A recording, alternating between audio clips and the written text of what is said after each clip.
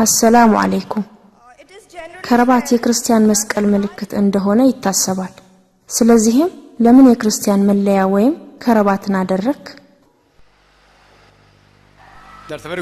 እህታችን ያነሳችው ጥያቄ በጣም ጥሩ ጥያቄ ነው ይህን መሰል ጥያቄ በመነሳቱም ተደስቻለሁ ምክንያቱም በዚህ የተነሳ ብዙ ትክክል ያልሆኑ ግንዛቤዎች ይወገዳሉ እህታችን የጠየቀችው ከረባት የመስቀል ምልክት ሆኖ ሳለ እኔ ሙስሊም እንደመሆኔ መጠን ለምን አደረክ ብላ ጠይቃኛለች ብዙ ሙስሊሞች ከረባት የመስቀል ምልክት ነው ብለው እንደሚያስቡ አውቃለሁ ነገር ግን የሃይማኖት ንጽጽር ተማሪ እንደመሆኔ መጠን በየትኛውም የክርስቲያን ሃይማኖት መጽሐፍ ውስጥ ከረባት የመስቀል ምልክት እንደሆነ የሚገልጽ አንዳችም ነገር አላገኘሁም ቢኖር ኖሮ ግን አይቻልም ምክንያቱም በሐዲስ ውስጥ ከሃዲያን የሚለብሱትን የመሰለ ማንኛውንም ነገር መልበስ ተከልክሏልና ሙስሊም ያልሆኑ ሰዎች ልዩ የሃይማኖታቸው መለያ ከሆነ ይህን መለያ ማድረግ አይቻልም ክልክል ነው ከዚህ ጋር ተያይዞ በየትኛው የመጽሐፍ ቅዱስ አንቀጽ ውስጥ ከረባት የመስቀል ምልክት መሆኑን የሚገልጽ አንድም አረፍተ ነገር አታገኙም ወቀሳ ባላቀርብባቸውም ብዙ ሙስሊሞች አብዛኛውን ጊዜ የአውሮፓ ባህልን መቃረን ይወዳሉ እኔ የምለው ነገር ቢኖር ግን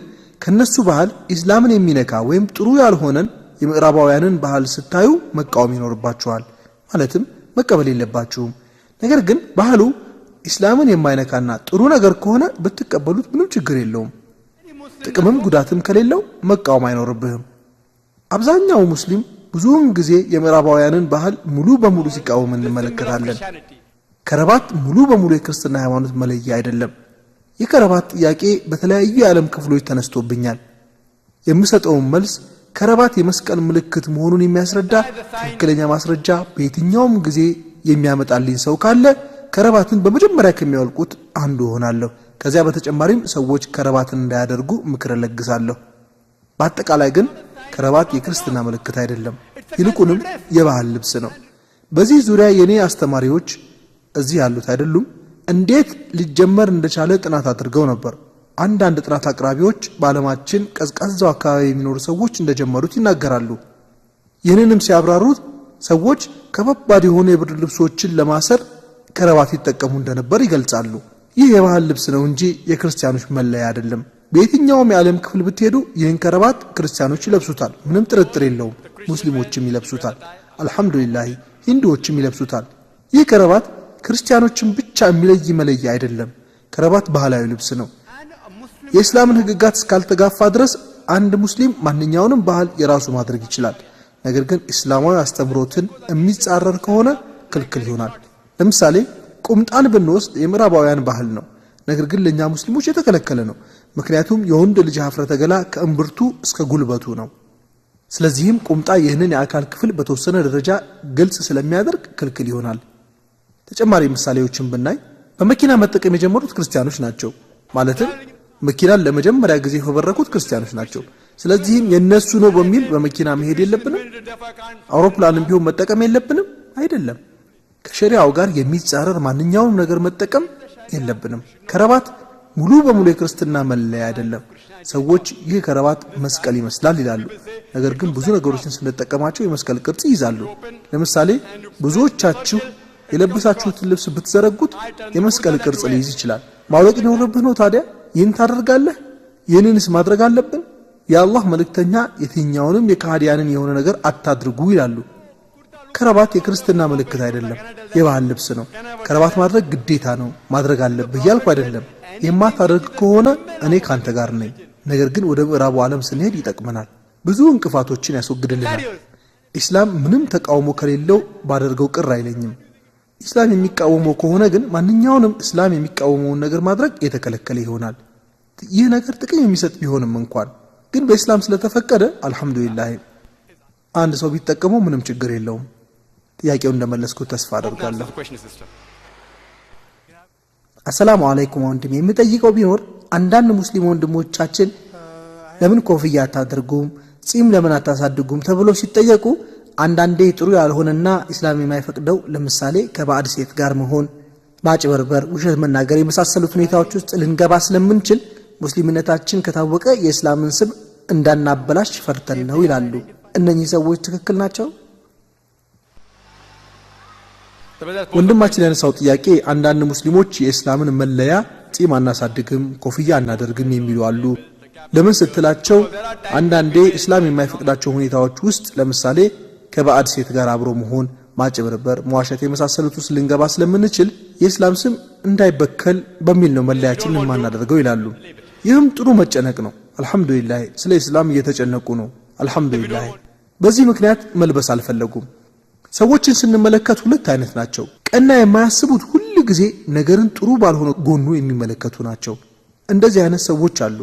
ቅድም የጠቀስኳቸው መለያ የማናደርገው ምናልባት ጥሩ ያልሆኑ ሁኔታዎች ለምሳሌ ከሴት ጋር መሆን፣ ውሸት የመሳሰሉት ሁኔታዎች ውስጥ ልንገባ ስለምንችል ነው። እናም የእስላምን ስም እናሰድባለን ይላሉ።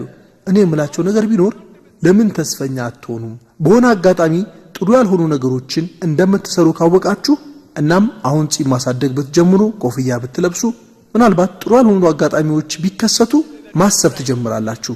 የእስላምን መለያ አድርጌ እንዴት መጥፎ ነገር እሰራለሁ? ከዚያም ትታቀባላችሁ። አልহামዱሊላህ የምታጭበረብርበት አጋጣሚ ከተፈጠረ መለያ ያደረክ ከሆነ እንዴት የእስላምን ስም ታጠፋለህ? ስለዚህ አታጭበረብርም።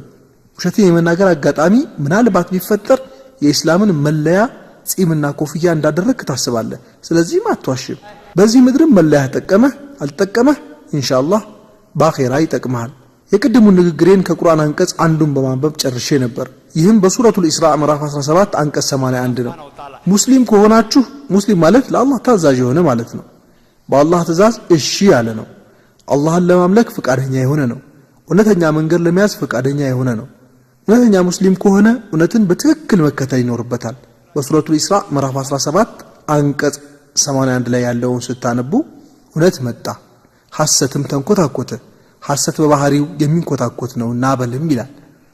ስለዚህ እንዲህ አይነት ሰዎችን የምነግራቸው ጥሩ ያልሆነ ስራ እንደምትተገብሩ ከተሰማችሁና መለያውን ከለበሳችሁ ኢስላምን እንደምታሰድቡ ከሰባችሁ ቀና ካለማሰብ ተስፈኛ ወደ መሆን ተሸጋገራችሁ ማለት ነው። መለያውን ካደረጋችሁ የተሻለ ሙስሊም ያደርጋችኋል። ስለ ሙስሊሙ ማህበረሰብ ስለ ኢስላም የምትጨነቁ ከሆነ ሙስሊሙ ማህበረሰብ ከመጠበቅ ባሻገር ራሳችሁንም ይጠቅማል። በትክክለኛ ኢስላም መንገድ ላይ እንድትዘወትሩ ያግዛችኋል። ጥያቄውን እንደመለስኩት ተስፋ አደርጋለሁ። አሰላሙ አለይኩም። ስሜ ፉርቃን ሃን ይባላል። የኤሌክትሮኒክስ ምህንድስና ተማሪ ሲሆን አሁን በንግድ ላይ ተሰማርቼ ይገኛለሁ። በድርጅቴ ውስጥ ብዙ ሙስሊም ያልሆኑና የሂንዱ እምነት ተከታዮች ይገኛሉ። ጺም የሚያሳድግና ኮፍያ የሚያደርግን ሰው አሳንሰው ይመለከቱታል።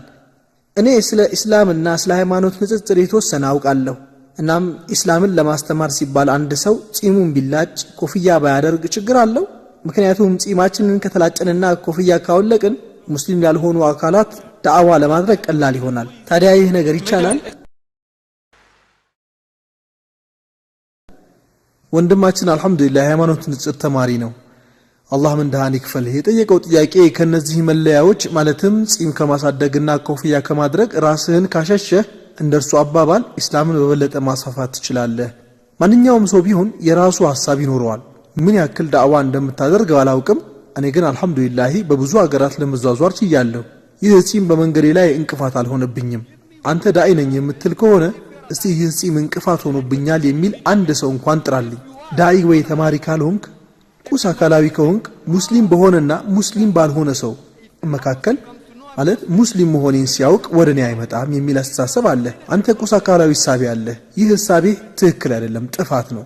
እኔ ሙሉ ሰዓት ዳዕዋ የማደርግ ሰው ነኝ። አልহামዱሊላህ እስቲ ከተሞክሮ ይህ ምልክት አንድ ጊዜ እንኳን እንቅፋት የሆነብህን አጋጣሚ ካለ ንገረኝ። እኔ እንኳን አልহামዱሊላህ ረድቶኛል፣ ዳዕዋዬን እንዳስፋፋ አግዞኛል። እሺ ወንድሜ ተሞክሮ ካለህ መናገር ትችላለህ። ምናልባት ነገሩን መቆጣጠር የማትችልበት አጋጣሚ ተከስቶ ይሆናል። ቁርአን ይህንን በግልጽ ያስቀምጣል። በሱረቱን ነህል ምዕራፍ 16 አንቀጽ 43 ላይ አላህ የማታውቁ ከሆናችሁ የእውቀት ባለቤቶችን ጠይቁ ይላል። ወደሚችል ሰው ሂዱ፣ ችግሩ እንዴት መፍታት እንዳለባችሁ ያሳያችኋል ይላል። ትክክለኛ ያልሆነን ውሳኔ አትወስኑ። አንተ የሙሉ ሰዓት ዳኢ ነህ፣ እኔ ግን አይደለሁም፣ ምክንያቱም ነጋዴም ነኝ። እንደዚህም ሆኖ ይህን የዳዕዋ ስራ እሰራለሁ። ቢሮዬ ስቀመጥ ከሰራተኞች ጋር እነጋገራለሁ። እናም አንዳንዴ አሳምናቸዋለሁ። ነገር ግን መጀመሪያውኑ መለያ አድርገህ ካዩ ጺም ካሳደግ ኮፍያ ካደረክ አይቀርቡህም። ካልቀረቡ ደግሞ መናገር አትችልም። እንደዚህ ሆኜ ሳናገራቸው ይቀርቡኛል፣ ይሰሙኛልም። ለዚህ ነው ይህ ሁኔታዬ ጥሪ ለማድረግ ዳዕዋ ለማድረግ ሁኔታዎችን ቀላል አድርጎልኛል የምለው። ወንድሜ የሙሉ ሰዓት ዳኢ ወይም ተማሪ እንዳልሆነ እየነገረኝ ነው። ቅድም የሃይማኖት ንጽጽር ተማሪ ነኝ ሲል ነበር። አሁን ደግሞ የሙሉ ሰዓት ዳዕዋ አድራጊ አይደለሁም ይላል። ማንም የሙሉ ሰዓት ዳዕዋ አድራጊ ከመሆን አይከለክልህም። ዳዕዋ ማድረግ ከሁሉም የሚበልጥ ስራ ነው። ወንድሜ እኔ ራሴ ሜዲካል ዶክተር ነኝ። እናም ከሜዲካል ዶክተርነት ወደ ተሻለ ሙያ ነው የተሸጋገርኩት። ቁርአን በሱረቱል ፉሲለት ምዕራፍ 41 ላይ እንዲህ ይላል ወመን አሕሰኑ ቀውለን ሚመን ደዓ ኢለላሂ ወዐሚለ ሷሊሐን ወቃለ ኢነኒ ሚነል ሙስሊሚን። ሰዎችን ወደ አላህ መንገድ ከሚጠራ መልካም ሥራ ከሚሠራና እኔ ከሙስሊሞች ነኝ ለአላህ ፍቃድ ካደሩ ወገኖች ነኝም ከሚል ይበልጥ ቃሉ ያማረ ማን ነው ይላል። ከሁሉም የበለጠ ሥራ ዳዕዋ የማድረግ ሥራ ነው። ጥያቄህን በተመለከተ ማለትም የሥራ ባልደረቦች እንዳሉህና የሙሉ ሰዓት ዳኢ እንዳልሆንክ ተናግረሃል። ከሥራ ባልደረቦች እንደተገነዘብከው ሰዎች ጺም ያለውን ሰው በደንብ እንደማይቀርቡ ነው። የሙሉ ሰዓት ዳዕዋ አድራጊ ከመሆኔ በፊት በሕክምና ኮሌጅ ተማሪ ነበርኩኝ። አብዛኛዎቹ ባልደረቦቼ ሙስሊም አልነበሩም፣ ለሙስሊሞችም ጥሩ አልነበሩም። ምናልባት ጺም ያሳደገና ኮፍያ ያደረገ ላይወዱ ይችላሉ። እንዲህም ሆኖ አልሐምዱሊላህ እኔም በጣም ይወዱኝ ነበር፣ ምክንያቱም በዘዴ ነበር የምቀርባቸው። ቁርአን ጥሪ እንዴት ማድረግ እንዳለብህ በሱረቱ ነህ ምዕራፍ 16 አንቀጽ 125 ላይ እንዲህ ብሎ ይናገራል። ወደ ጌታህ መንገድ በጥበብና በመልካም ግሳጤ ጥራ፣ ከነርሱም ጋር በዚያች ይበልጥ መልካም በሆነችው መንገድ ወይም ስልት ተወያይ ይላል። እናም ጥሪ ስታደርግ ጥበብ መጠቀም ይኖርብሃል። ጥበብ የምትጠቀም ከሆነ ኮፍያና ጺም በመንገድህ ላይ ጭራሽ አይመጡብህም። ከፈለክ የኔን ካሴት ልትሰጣቸው ትችላለህ። ሌላ ጊዜ ስታገኛቸው የኔን ካሴት ትሰጣቸዋለህ። አልሐምዱሊላህ ብዙ አስደናቂ ነገሮችን እየሰራ ነው። ሙስሊም ካልሆኑት ጋር ብዙ ጊዜ አልገናኝም፣ ነገር ግን ይህ ካሴት ብዙ ነገር እየሰራ ነው። አንተ አንድ ሰው ስለማሳመን እየነገርከኝ ነው። አልሐምዱሊላህ በአላህ ፍቃድ በመቶና በሺዎቹ የሚቆጠሩ ሰዎችን በማደርጋቸው ንግግሮቼ ላሳምን ችያለሁ። አልሐምዱሊላህ አንተ የተረዳኸው በትክክለኛ መንገድ አይደለም፣ ሊሆን የሚገባውም አይደለም። ኢስላም ትክክለኛ መንገድ ነው ብለህ የምታምን ከሆነ ለምን ሙስሊም መሆንህን ማሳወቅ ትፈራለህ? አንድ ምሳሌ ልስጥህ። አንድ በጣም ያረጀና የደከመ ሰው አለ እንበል። እናም ይህ ሰው ጥንካሬን የሚለግስ ከ100 ዓመት በላይ ዕድሜን የሚጨምር ሚስጥራዊ የሆነ ውሃ አግኝቻለሁ። እናም ይህንን ውሃ ከጠጣችሁ ዕድሜያችሁ በ100 ዓመት ይጨምራል፣ አካላችሁም ጥንካሬን ይጎናጸፋል ቢለንና ይህ የደከመ ሰው ይህንን ውሃ በጠርሙስ 100 ብር የሚሸጥ ቢሆን የሚገዛው ሰው ይኖራል? ሰውየው አንድ ጠርሙስ ውሃ ገዝታችሁ ከጠጣችሁ ዕድሜያችሁ በ100 ዓመት ይጨምራል። ከዚህ በተጨማሪ በዓለም ላይ ካሉ ጠንካራ ሰዎች አንዱ ትሆናላችሁ ይላል። ሰውየውን ታምኑታላችሁ? ታምኑታላችሁ ወይስ አታምኑትም? ምክንያቱም ይህ ሰው ለምን ራሱ ወጥቶ ጥንካሬ አላገኘም? አንተ ኢስላምን እያስተማርኩ ነው ትላለህ፣ ነገር ግን ሙስሊም መሆንህን ማሳወቅ ትፈራለህ። እንዴት የተሻለ ሃይማኖት እየተከተልክ መሆንህን ያውቁልሃል? ይህ አስመሳይነት ነው። ይህን ስል በጣም አዝናለሁ። ኢስላም ከሁሉም የተሻለ ነው እያልክ ሙስሊም መሆንህን ማሳወቅ ከፈራህ ይህ ማለት አስመሳይነት ነው። የሚያስብ የሆነ ሰው ለራሱ ደክሞና ሸምግሎ ይህ ውሃ 100 ዓመት ዕድሜ ይጨምራል ጥንካሬም ያጎናጽፋል ቢል ሰው አይቀበለውም። ምክንያቱም የማይመስል ነገር ነው። እኛም ብንሆን ሙስሊም ካልሆኑት ጋር እንገናኛለን፣ እናም ተአምር ይሰራል። በሆነ አጋጣሚ ከነሱ ጋር ስንገናኝ አክብሮት ይለግሱናል። ያ ሰው እዚህ መጣ እንዴ ነው የሚሉ። አልሐምዱሊላህ አድናቆት ይለግሷል። ኢስላምን ለመስበክ እንደመጣው ያውቃሉ። ምናልባት ሰዎች ጺም የሚያሳድጉትንና ኮፍያ የሚያደርጉትን ሌሎች ሙስሊሞችን ላያውቋቸው ይችላሉ። ሆኖም ግን እኔም በደንብ ያውቁኛል። አልሐምዱሊላህ ክብር ይሰጡኛል። አላህ መንገዱን ክፍት አድርጎልኛል። ችግር አለ ብለህ የምትፈራ ከሆንክ ልብህ ውስጥ በሽታ አለብህ። እናም እንደዚህ የምታስብ ከሆነ ሙስሊም ካልሆኑት ጋር ማለትም ጺም የሚያሳድጉ ሰዎች ትክክለኛ አይደሉም ከሚሉት ጋር እየተስማማህ ነው። ማድረግ ያለብህ ነገር ቢኖር ጺምን ማሳደግ ጀምርና ሙስሊም ያልሆኑት አካላት ወይም ጓደኞችህ እንዲህ በላቸው፣ ቀድሞ ታከብሩኝና ትቀርቡኝ ነበር፣ ምክንያቱም ጺም የለኝም ነበርና። ጺም የሚያሳድጉ ሰዎችን አትወዱም። ሆኖም ግን ከዛሬ ጀምሮ ጺም ማሳደግ ጀምሬያለሁ ኢንሻአላህ። ነገር ግን ከቀድሞ አልለይም፣ ያው እንደ ድሮ ነኝ። ኮፍያ ባደርግና ጺም ባሳድግም ጸባይ አልተቀየረም፣ ያው እንደ በፊቱ ነኝ ትላቸዋለህ። ጸባይህን መለወጥ የለብህም፣ እንዲያውም ማሻሻል ይኖርብሃል። ለነሱ ደግሞ ጺም ያሳደገንና ኮፍያ ያደረገን መጥላትንና ስለነሱ መጥፎ ማሰብ ትክክለኛ አለመሆኑ ንገራቸው። ኢንሻአላህ ከአንድ ወይም ከሁለት ሳምንት በኋላ ጺምህ ሲያድግና ኮፍያ ስታደርግ እናያለን። ጺሜን በማሳደጌ ኮፍያ በማድረጌ ምን ጥሩ ያልሆነ ባህሪ ያመጣው በላቸው። ኢንሻአላህ በእንደዚህ ሁኔታ አላህ የዳዕዋውን በር ይከፍትልሃል። ጥያቄውን እንደመለስኩት ተስፋ አደርጋለሁ። አሰላሙ አለይኩም። የአንድ ሂንዱን ሞት በሰማን ጊዜ ኢና ሊላሂ ወኢና ኢለይሂ ራጂዑን ማለት እንደሚቻልና እንደማይቻል ልትነግረን ትችላለህ? እህታችን የአንድ ሙስሊም ያልሆነ ሰው ሞት በሰማን ጊዜ ኢና ሊላሂ ወኢና ኢለይሂ ራጂዑን ማለት ይቻላል ወይ ብላ ጠይቃለች። ብዙዎቹ በተለምዶ የሞትን ዜና በሰሙ ጊዜ ብቻ ይሄ እንደሚባል ይገምታሉ። የቁርአኑ አንቀጽ የሞትን ዜና በሰማችሁ ጊዜ ብቻ ይህንን በሉ አይልም። ማንኛውም ነገር ቢሆን ጥሩ ስሜት ካልተሰማችሁ፣ ለምሳሌ የሆነ ሰው ሲወድቅ ካያችሁ ኢና ሊላሂ ወኢና ኢለይሂ ራጂዑን ማለት ትችላላችሁ። ይህ ደግሞ ሰውየው ሞቷል የሚልን እንደምታ አይሰጥም። አንዳንዶች እንዲህ ስትሉ ቢሰሙ ሰውየው ወደቀ እንጂ መች ሞተ ይሏችኋል። አብዛኛው ሙስሊሞች ሰው ሲሞት ብቻ እንደሚባል ያስባሉ። ይህ ትክክል ያልሆነ ግንዛቤ ነው። ማንኛውም ጥሩ ያልሆነ ነገር ሲከሰት ኢና ሊላሂ ወኢና ኢለይሂ ራጂዑን ማለት ትችላላችሁ። ወደ ጥያቄው ስንመለስ ሙስሊም ያልሆነን ሰው የሞት ዜና በሰማን ጊዜ ይህንን ማለት እንችላለን ወይ? ለመሆኑ የዚህ ንግግር ትርጉሙ ምንድን ነው? የዚህ የቁርአን ንግግር ትርጉሙ እኛ የአላህ ነን ወደ እርሱም ተመላሽ ነን ማለት ነው። ሙስሊም ያልሆነው አካልም ቢሆን ከአላህ ነው የመጣው። ይህ ሰው ከሌላ አካል የመጣ አይደለም። አላህ ፈጣሪው ነው። አላህ ጌታው ነው። አላህ ኻሊቁ ነው። አልሐምዱሊላህ። እናም እርሱም ወደ አላህ ተመላሽ ነው በአላህ የሚያጋራ ቢሆንም እንኳ። ስለዚህ ይህንን ማለት ምንም ችግር የለውም። ሆኖም ግን እዚያ ሄዳችሁ ለሟቹ ጸሎት ማድረግ አይቻልም። አንድ ሰው በአላህ ላይ እያጋራ ከሞተ ለዚህ ሰው ጸሎት ማድረግ አይበቃም። ከዚህ ጋር በተያያዘ አንድ ሰው በአላህ እያጋራ ከሞተ ለዚህ ሰው ከሞት በኋላ አላህ ወይ ጀነተል ፊርደውስን ስጠው ብለን ጸሎት ማድረግ እንደማይቻል ቁርአን ያትታል። እንዴት ማለት ይቻላል? ይህን አላህ በሱረቱ ኒሳ ምዕራፍ 4 አንቀጽ 48 እንዲሁም በዚሁ በሱረቱ ኒሳ ምዕራፍ 4 አንቀጽ 116 ላይ በግልጽ አስቀምጦታል። አንድ ሰው በአላህ እያጋራ ከሞተ ማለትም በህይወት እያለ ሙሽሪክ ከነበረ አላህ በሱ ላይ የሚያጋራን ሰው ወንጀል በጭራሽ አይምርም። ነገር ግን ከሞቱ በፊት ሰውየው ወደ አላህ ከተመለሰ በእርግጥም አላህ ይመረዋል። ነገር ግን ሰውየው በአላህ ላይ እያጋራ ከሞተ በጭራሽ ጀነትን አይቀምሳትም። ስለዚህም ለዚህ ሰው ጀነትን እንዲያገኝ ጸሎት ማድረግ አይቻልም። ነገር ግን እኛ የአላህ ነን ወደ አላህ ተመላሾችም ነን ማለት በደንብ ይቻላል። በዚህ በኩል ምንም ችግር አይኖረውም። መልሱን እንደመለስኩት ተስፋ አድርጋለሁ። አሰላሙ አለይኩም። ስሜ ሱሌይማን ይባላል። የመጣሁትም ከሱመት ሀገር ሲሆን ጥያቄም ለምንድነው በገልፍ አካባቢ ማለትም በአብዛኛው የአረብ ሀገራት አረብ ያልሆኑ ሰዎች ሲቀሩ ነብዩ መሐመድ ሰለላሁ ዐለይሂ ወሰለም ሲለብሱ የነበሩትን ጋዋን መሳይ ልብስ መልበስ የሚፈቀድላቸው? ወንድማችን ያነሳው ጥያቄ ለምን ገልፍ አካባቢ የሚገኙ የአረብ ነዋሪዎች ብቻ የአላህ መልእክተኛ ሲለብሱት የነበሩትን ጋዋን መሳይ ልብስ መልበስ ተፈቀደላቸው የሚል ነው። ወንድም ይህን መረጃ ከየት እንዳመጣው አላውቅም። ማለትም አረቦች ብቻ ናቸው የሚለብሱት ያልከውን። ለማንም ቢሆን ይህንን መልበስ ከተመቸው የተፈቀደ ነው። ይህንን ፕሮግራም እዚህ እንዳዘጋጅ የጠየቁኝና ብዙ ቦታ የማገኛቸው ሰዎች ምናልባት እኔ ባልለብስም እነሱ ግን ይለብሱታል። የምትለብሱ ከሆነ ምንም ችግር የለውም። ቦምቤ ከተማ የሚኖሩ ብዙ ሙስሊሞች እንደዚህ አይነት ልብስ ሲጠቀሙ ተመልክቻለሁ። የትም ቦታ ይህንን ካገኛችሁ መልበስ ትችላላችሁ። ከዚህ በተጨማሪም ራስ ላይ የሚጠመጠመውንም ማድረግ ትችላላችሁ። ምንም ችግር የለውም።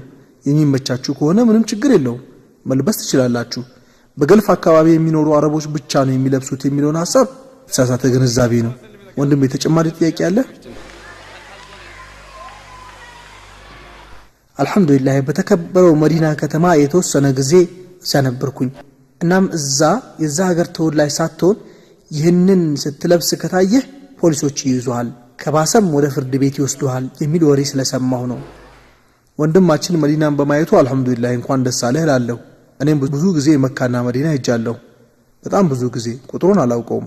እናም ብዙ ጊዜ ሄዳለሁ። አላህ ካለም ከሁለት ሳምንት በኋላም ወደዚያው ሄዳለሁ። ወንድማችን ይህንን እዛ ከለበስክ ፖሊሶች ይይዙሃል ብሏል። ይህ የተሳሳተ መረጃ ነው። አንተ የተናገርከውን ለማስተካከል ያክል በተለምዶ ሳውዲና አንዳንድ የአረብ ሀገራት ጥምጣማቸው ላይ ከላይ ጥቁር ክርን ያስራሉ።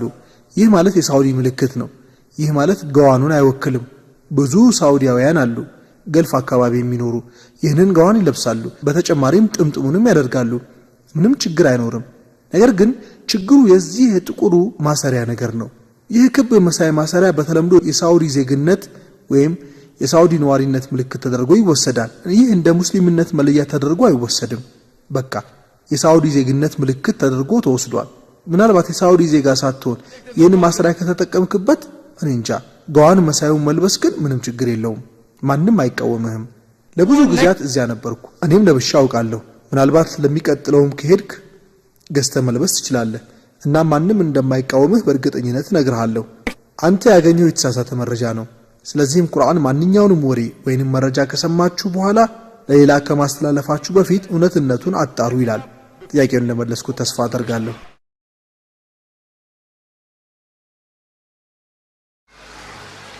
ስሜ ፍራውዝ ይባላል። የምህንድስና ተማሪ ሲሆን ጥያቄም ብዙውን ጊዜ ሴት ተማሪዎች ከቤት ሲወጡ ሙሉ ሂጃባቸውን ለብሰው ይወጣሉ።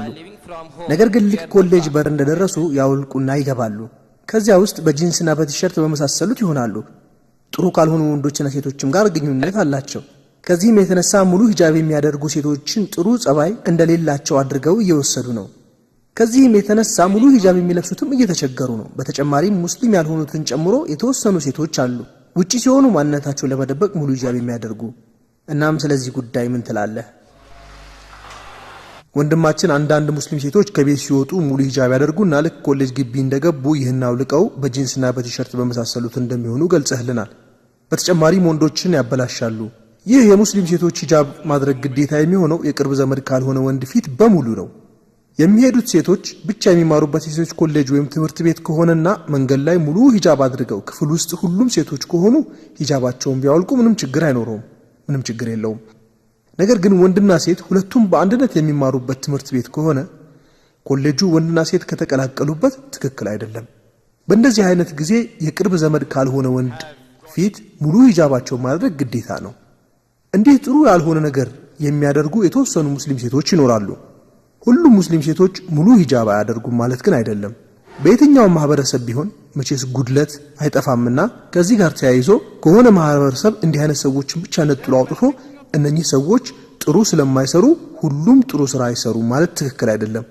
ለምሳሌ የሆነን መኪና ጥራቱን ለመገምገም ብንፈልግ እንበልና በአሁኑ ሰዓት በጣም ዘመናዊ የሆነ የማርሴዲስ መኪና ቢሆን እናም የሆነ መኪና ማሽከርከር የማይችልን ሰው ከመሪው ኋላ ሆኖ እንዲያሽከረክር ብትጠይቁት ሰውየው አሽከርክሮ አያውቅም፣ ማሽከርከርም አይችልም። መኪናውን ቢያጋጭ ማንን ትወነጅላላችሁ? መኪናውን ወይንስ ነጂውን? ማንን ትወቅሳላችሁ? መኪናውን የያዘው ሰው ማሽከርከር አይችልምና ይወነጀላል። መኪናው ምን ያክል ጥሩ መሆኑን ለማረጋገጥ ከፈለክ የመኪናውን ይዞታ ምን ያህል ጥሩ እንደሆነ ማየት ይጠበቅብሃል። ምን ያህል ኃይል አለው? በደህንነት በኩልስ እንዴት ነው? ፍጥነቱ ምን ያህል ነው?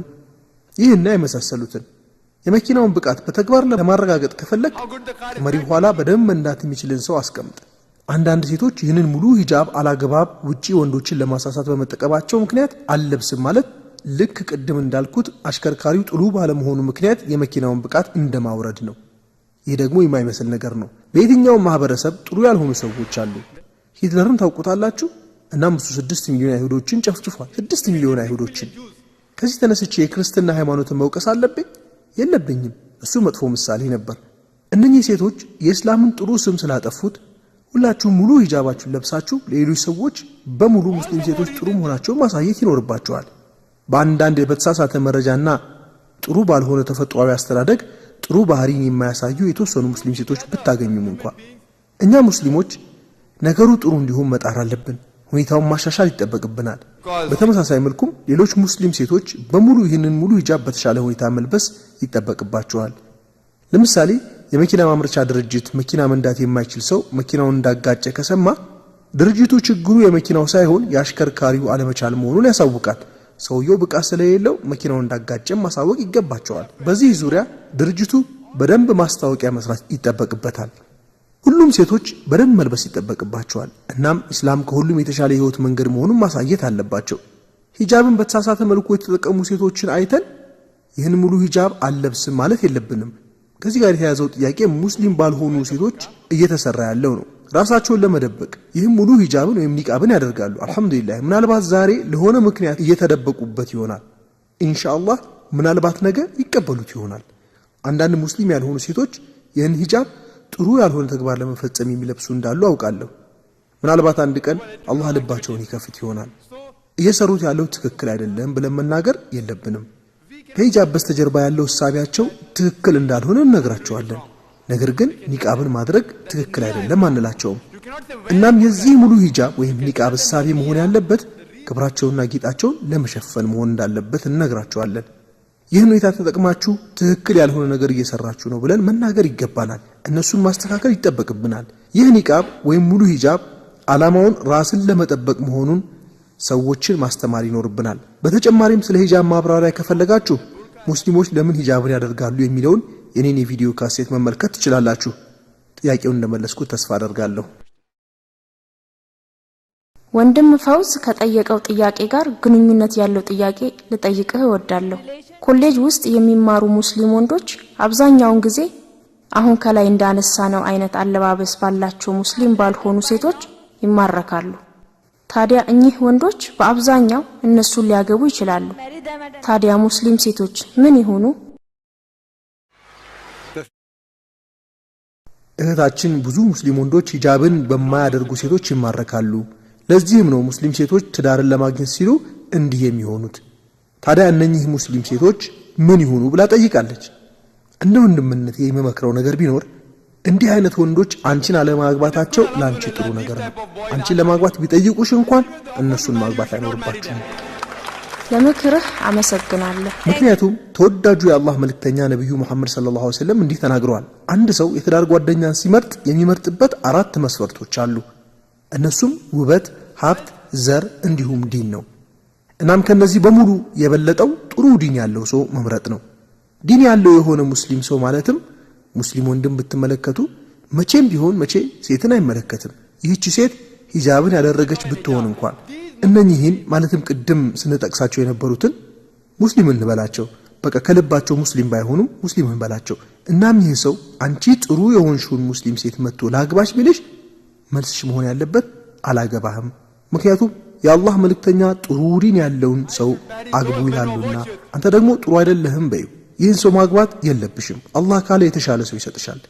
ሙስሊም ሴቶችን ማን ያግባቸው የሚለውን ሐሳብ በተመለከተ አላህ ጸጋው ይሞላ ነው። የአላህ መልእክተኛ ቶሎ ብላችሁ አግቡ ቢሉም በእንደዚህ አይነት ሁኔታ ትንሽ ጠብቆ ማግባት የተሻለ ነው።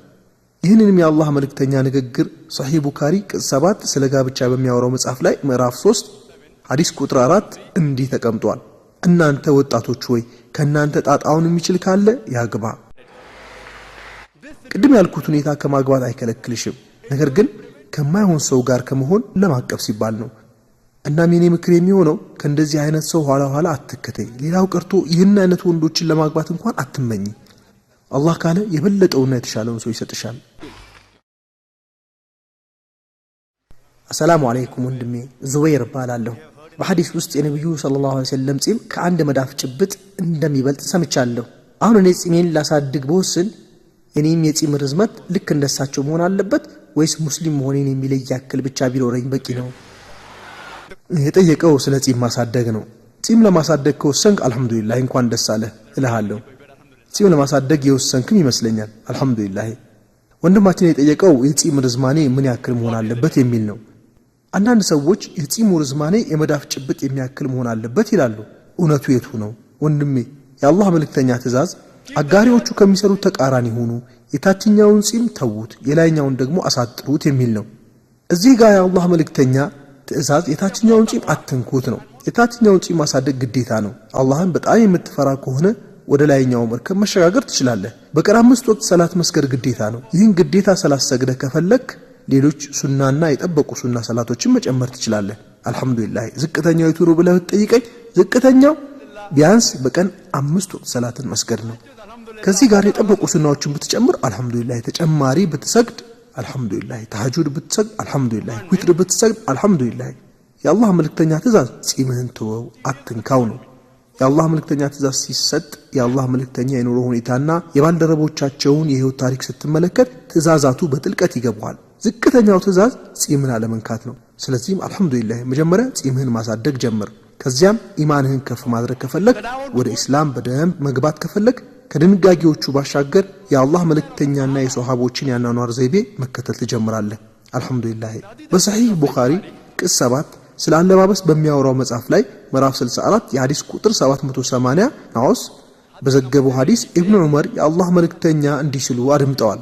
አጋሪዎቹ ከሚሰሩት ተቃራኒ ስሩ፣ የታችኛውን ጺም አትንኩት፣ የላይኛውን ደግሞ አሳጥሩት። እናም ሐዲሱ ይቀጥላል። ኢብኑ ዑመር ሐጅና ዑምራ ካደረገ በኋላ ጺሙን በመዳፉ ጨብጦ ይዞ የተረፈውን ይቆርጠው ነበር። ከመዳፉ ጭብጥ የተረፈውን ይቆርጠው ነበር። ጺም አለመንካት የአላህ መልእክተኛ ድንጋጌ ነው። የአላህ መልእክተኛን አስተምሮ በማወቅ በኩል ባልደረቦቻቸው ወይም ሱሐቦች ከሁሉም የተሻሉ ነበሩ። ስለዚህም የሰሃቦችን ያኗኗር ዘይቤ መከተል በጣም ጥሩ ነው። ስለዚህም ስለ ጺም ማሳደግ ብትጠይቀኝ አብዛኛዎቹ የሙስሊም ምሁራን እንደሚሉት የአላህ መልእክተኛ ድንጋጌ ስለሆነ ግዴታ ይሆናል። የአላህ ፍራቻ እንዲኖራችሁ ከተፈለገ የትኛው ተወዳጅ ነው፣ ርዝመቱስ ምን ያህል መሆን አለበት ለሚለው እንደ ሐዲሱ ኢብኑ ዑመር እንዴት ጺሙን ይቀመቅመው ነበር። ጺሙን እንደዚህ በመዳፉ ይዝና ከመዳፉ የተረፈውን ይቆርጠው ነበር። የኔ ጺም ጥቅጥቅ ያለ አይደለም፣ ገና በደንብ አልበቀለም አልহামዱሊላህ፣ አንድ መዳፍ ግን ይሞላል። እናም ከዚያ በታች ያለውን ትቀመቅመዋለህ። ሷሃባዎች እንዲህ እንደሚያደርጉ የሚገልጽ ከ10 በላይ ሐዲሶች አሉ፣ ብዙ ሐዲሶች አሉ። ለምሳሌ ከቅድሙ ሐዲስ ቀጥሎ ያለው ሐዲስ በሰሂህ ቡኻሪ ቅጽ 7 ስለ አለባበስ በሚያወራው መጽሐፍ ምዕራፍ 65 ሐዲስ ቁጥር 781 ላይ ኢብኑ ዑመር በዘገበው ሐዲስ ላይ የአላህ መልእክተኛ እንዲህ ብለዋል፣ የላይኛውን ጺም አሳጥሩ፣ የታችኛውን ግን አትንኩት። መጀመሪያ ጥሩ የሆነ የአላህ ፍራቻ ካለህ መዳፍህን የሚሞላ ያክል ታሳድገዋለህ። መጀመሪያ አሁን ቢያንስ ጺምህን ማሳደግ ጀምር። አላህ ካለ ኢማንህ ሲያድግ ተቅዋህ ሲጨምር የሱሐቦችን መንገድ መከተል ያስደስተሃል። ምክንያቱም ማንኛውንም ሰሒህ ሐዲስ ስታጤን ከሁሉም የተሻለው መንገድ የነቢዩ ባልደረቦች ወይም ሱሐባዎች ይህንን ሐዲስ እንዴት ተረዱት የሚለው ሁኔታ ነው። ሱሐባዎች ከሁሉም በላይ የተሻሉ ትውልዶች ናቸው፣ ምክንያቱም የአላህ መልእክተኛ ባልደረባ ነበሩና። እናም የእነሱን ሁኔታ ስትመለከት የላይኛውን ጺም እንዴት ያሳጥሩ ነበር። ብዙ አስተጣጠሮች ነበራቸው። ረጅም አለ፣ ሻይ ስትጠጣ ሻይ ይነካው ይሆናል፣ ጽዳቱ ያልተጠበቀ ሊሆን ይችላል። ስለዚህ ይህንን ቀድሞ ቀመስን በተመለከተ ሰሒህ ሐዲስን ብትመለከት ሱሐቦች እንዴት ያሳጥሩ እንደነበር ተቀምጧል። ይኸውም የላይኛውን ከንፈር ቆዳው እስኪታይ ድረስ ያሳጥሩ እንደነበር ተቀምጧል። ከፍ ያለ ተቅዋ ይህ ነው። ወደ ዝርዝሩ ስትገባ ደግሞ ሱሐቦች ከቀድሞ ቀመስ በታች ያለውን ቆዳ እስኪታይ ድረስ ያሳጥሩ እንደነበር እናገኛለን። ስለዚህ የበለጠ ተቅዋ ካለህ የላይኛውን ጺም በተገቢ ሁኔታ እንዲሆን ታደርገዋለህ እና መሆን ያለበት በዚህ መልኩ ነው። ነገር ግን በመጀመሪያ ደረጃ የታችኛውን ጺም አሳድገው፣ ከዚያ አላህ መስራትን ገር ያደርግልሃል፣ ይመራሃል። እናም ጺምህ መሆን ያለበትን ያክል ታደርገዋለህ። ጥያቄው እንደመለስኩልህ ተስፋ አደርጋለሁ። አሰላሙ አለይኩም፣ ስሜ አዛምና ይባላል። የምጠይቀውም ጥያቄ በሁላችንም አእምሮ ያለና የተለመደ ጥያቄ ሲሆን ይኸውም ሙስሊም ያልሆነን ሰው አሰላሙ አለይኩም ብሎ ሰላምታ ማቅረብ ለሙስሊም ይፈቀዳል? በተጨማሪም አሰላሙ አለይኩም ብሎ ሰላምታን ቢያቀርብልን ወአለይኩም ሰላም በማለት መልስ መስጠትስ እንችላለን? ብታብራራልኝ። ወንድማችን የተለመደ የሆነን ጥያቄ ጠይቋል። ይህም አንድ ሙስሊም ያልሆነን ሰው አሰላሙ አለይኩም ማለት ይችላል? ምናልባት ሙስሊም ያልሆነ ሰው አሰላሙ አለይኩም ቢለን ወአለይኩም ሰላም በሚል መልስ መስጠትስ እንችላለን የሚል ነው። ሙስሊም ያልሆነ ሰው አሰላሙ አለይኩም የሚል ሰላምታ ካቀረበልህ አለይኩም ወይም ባንተ ላይ የሚል መልስ መስጠት አለብህ የሚሉ ብዙ የሙስሊም ምሁራን አሉ። ይህን መልስ የሰጡት በሰሒህ ሙስሊም ላይ በሚገኙ ብዙ የነብዩ ንግግር ላይ ተመርኩዘው ነው። ለምሳሌ በሰሒህ ሙስሊም ስለ ሰላምታ በሚያወራው መጽሐፍ ውስጥ ቅጽ 3 ምዕራፍ 904 ከሐዲስ ቁጥር 5380 እስከ ሐዲስ ቁጥር 5390 ውስጥ ከዚህ ጋር በተያያዘ ወደ 11 የሚጠጉ ነቢያዊ ሐዲሶች ይገኛሉ። ነገር ግን ሐዲሶቹን ስናጤናቸው የመጀመሪያዎቹ የተወሰኑ ሐዲሶች አይሁዶች አሰላሙ አለይኩም ሲሏቸው አሰላሙ አለይኩም ማለት በአረብኛ ሞት በአንተ ላይ ይሁን እንደማለት ነው። እናም አይሁዶች አሰላሙ አለይኩም ወይም ሞት በአንተ ላይ ይሁን ሲሏችሁ እናንተም መልሳችሁ በእናንተ ላይ ወይም ወአለይኩም እንድንላቸው የአላህ መልእክተኛ ይነግሩናል። ይህ ሁኔታ የሚያመለክተው ነገር ቢኖር ሙስሊም ያልሆነ ሰው ሆን ብሎ ጥሩ ያልሆነን ሰላምታ ቢያቀርብላችሁ አሰላሙ አለይኩም በድምጽ ከአሰላሙ አለይኩም ጋር ስለሚመሳሰል እንዲህ ካሏችሁ እናንተም ወአለይኩም በእናንተም ላይ ብላችሁ መልስ መስጠት ይገባችኋል። አብዛኛዎቹ ሙስሊም ምሁራን አሰላሙ አለይኩም ቢሏችሁም እንኳን አለይኩም ብላችሁ ለሰላምታው መልስ ስጡ ይላሉ። ስለዚህ ጉዳይ በጥልቀት ለመረዳት ከፈለግን ዝርዝሩን ከቁርአን እንዲሁም ትክክለኛ ከሆኑ ሐዲሶች ማግኘት እንችላለን። እስኪ ለሰላምታ መልስ ስለመስጠት ቁርአን ምን እንደሚል እንመልከት። ንግግሬን ሲጀምር በሱረቱ ኒሳ ምዕራፍ 4 አንቀጽ 86 ላይ ያለውን ቁርአን ቀርቼ ነበር። ሰላምታ በቀረበላችሁ ጊዜ ከእርሷ የተሻለ ወይም እርሷኑ የሚመጥን ምላሽ ስጡ፣ አላህ ሁሉንም ነገር ተቆጣጣሪ ነውና ይላል። ስለዚህም ለሰላምታ ምላሽ መስጠትን በተመለከተ ምላሽ መስጠት እንደሚቻል ነው። ጥያቄውን በተመለከተ ማለትም አንድ ሙስሊም ያልሆነ ሰው አሰላሙ አለይኩም ቢለን ምንድነው የምንመልስለት? ከዚህ የቁርአን አንቀጽ እንደምንረዳው በተሻለ ሰላምታ ወይም እርሷኑ የሚመጥን ሰላምታ መስጠት አለብን። የቁርአኑ አንቀጽ የሚለው ይህንኑ ነው። እኛስ ሙስሊም ላልሆኑ መጀመሪያ ሰላምታ ማቅረብ እንችላለን ለሚለው ደግሞ በሰሒህ ሙስሊም ውስጥ የአላህ መልእክተኛ እንዲህ ብለዋል፣ የመጻሕፍት ባለቤቶች ማለትም አይሁድና ክርስቲያኖችን ስታገኙ ሰላምታን አታቅርቡ። ከዚህ ጋር በተያያዘ የተለያዩ ሙስሊም ምሁራን የተለያዩ ሐሳቦችን ያቀርባሉ። ነገር ግን ከማንም ንግግር በፊት ቅድሚያ ሊሰጣቸው የሚገባው ለቁርአንና ለነብዩ ሰለላሁ ዐለይሂ ወሰለም ፈለግ ነው። ቁርአን በሱረቱል መርየም ምዕራፍ 19 አንቀጽ 47 ላይ የኢብራሂም አባት ኢብራሂምን ከቤት ሲያስወጣው ኢብራሂም ለአባቱ እንዲህ ይላል፣ ሰላም ላንተ ይሁን፣ ከጌታዬ ምህረትን እለምንልሃለሁ፣ እርሱ ለኛ እጅግ አዛኝ ነውና ይላል። እዚህ ጋር ኢብራሂም ሙስሊም ላልሆነው አባቱ አሰላሙ አለይኩም ሲለው እንመለከታለን። ይምርህ ዘንድ ኃያል ችሎታ ላለው ጌታዬ ምህረትን እለምንልሃለሁ ይላል። በተጨማሪም በሱረቱ ጧሃ ምዕራፍ 20 አንቀጽ 47 ላይ ብንመለከት ሙሳና ሃሩን የአላህ ሰላም በእነርሱ ላይ ይሁንና ለፈርዖንና ለህዝቦቹ መልእክት እንዲያደርሱ አላህ ባዘዛቸው ጊዜ ቅኑ መንገድ በተከተሉ ሁሉ ላይ ሰላም ይስፈን እንዲሉ ተነግሯቸዋል። ነቢያችን ነብዩ መሐመድም ለተለያዩ ንጉሶች መልእክት ሲልኩ ቅኗን መንገድ በተከተሉ ሁሉ ላይ ሰላም ይስፈን ብለው ያስጽፉ ነበር። ከዚህ በተጨማሪ ሱረቱል ቀሰስ ምዕራፍ 28 አንቀጽ 55ን ብናነብ እንዲህ ይላል፣ ከንቱ ቃላትን በሰሙ ጊዜ ከእርሱ ይሸሻሉ። እኛ የራሳችን ተግባር አለን፣ እናንተም የራሳችሁ ተግባር አላችሁ፣ በእናንተ ላይ ሰላም ይስፈን፣ እኛ መሐይማን አንሻም ይላሉ። ኢስላም ላይ ጥሩ ያልሆነ ንግግር ሲናገሩ ብትሰሙ እንኳን ቁርአን ሰላምታን አቅርቡላቸው ይላል። ስለዚህም ሙስሊም ያልሆነ አካል ላይ ሰላምታ ማቅረብ በአጠቃላይ ምንም ችግር የለውም። የቁርአን አንቀጾችን ተፍሲር ወይንም ትንተና ለማወቅ ብትሞክሩ ለምሳሌ የቁርጡቢን ተፍሲር ብትመለከቱ ሱረቱል መርየም ምዕራፍ 19 አንቀጽ 47ን ሲተነትን እንዲህ ይላል፣ ኢብራሂም አለይሂ ሰላም ለአባቱ ሰላምታ ካቀረበው በኋላ ጌታዬን ምህረትን እለምንልሃለሁ የሚለውን አብዛኛዎቹ ሙስሊም ምሁራን ይህንን ሰላም ባንተ ላይ ይሁን የሚለውን ሰላምታ መለዋወጫ ብቻ እንደሆነ ይገልጻሉ። በቃ ሰላምታ መለዋወጫ ነው እንጂ ጥበቃን መጠየቅ አይደለም። ስለዚህም እኚህ ምሁራን የሰላምታ መለዋወጫ መንገድ ብቻ ነው ይላሉ። ቁርጡቢ በተፍሲሩ ወይም በቁርአን ትንተናው ውስጥ እንደ ቁርጡቢ አመለካከት እዚህ ጋር በትክክል ሰላምታ ነው የተፈለገው ይላል። በተጨማሪም ናቁሽ የሚለውን ብንመለከት ሙስሊም የሆነ ሰው ሙስሊም ላልሆነ ሰው ሰላምታ ማቅረብ ይችላል ይለናል። አብዛኛው ሙስሊም ምሁራን እዚህም ጋር ሰላም ለመባባል የተፈለገ ነው ይላሉ። ሰላምታ ለመለዋወጥ ያክል ነው እንጂ የአላህን ጥበቃ እየጠየቅን ነው ማለት አይደለም ይላሉ። በተጨማሪም የቁርጡቢን ትንተና ስንመለከት ቆይና ከሚለው ሐሳብ ጋር የበለጠ እስማማለሁ ይላል። ቆይና በትንተናው ላይ ሱረቱል ሙምተሂና ምዕራፍ 60 ቁጥር 8 ላይ ያለውን አንቀጽ ይጠቅሳል። ይህም ለነዚያ በእምነታችሁ ሰበብ ላልተዋጓችሁ ከቤቶቻችሁም ላላስወጧችሁ ከሃዲያን መልካም ልትውሉላቸው ፍትሃዊ ልትሆኑላቸው አላህ አይከለክላችሁም፣ አላህ ፍትሃዊያንን ይወዳልና ይላል።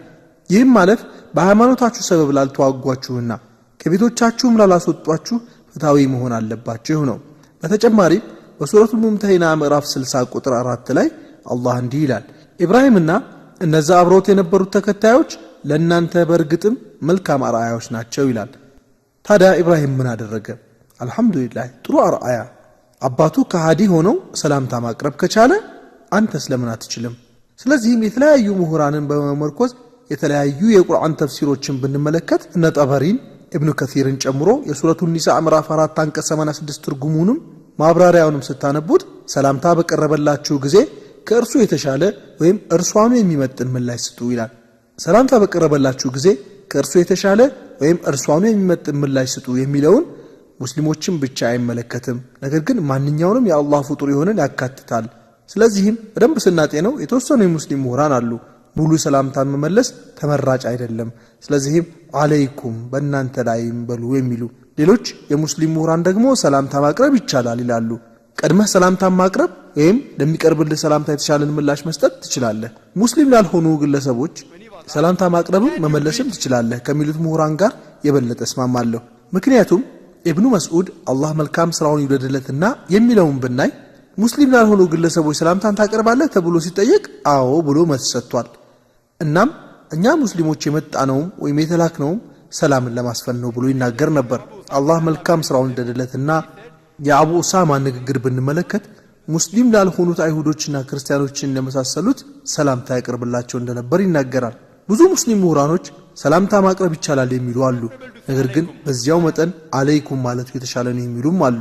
እኔ በበኩሌ ሙስሊም ላልሆኑት አካላት ሰላምታ ማቅረብ ይበቃል ከሚሉት ጋር እስማማለሁ። ጥያቄን እንደመለስኩት ተስፋ አደርጋለሁ። ሄሎ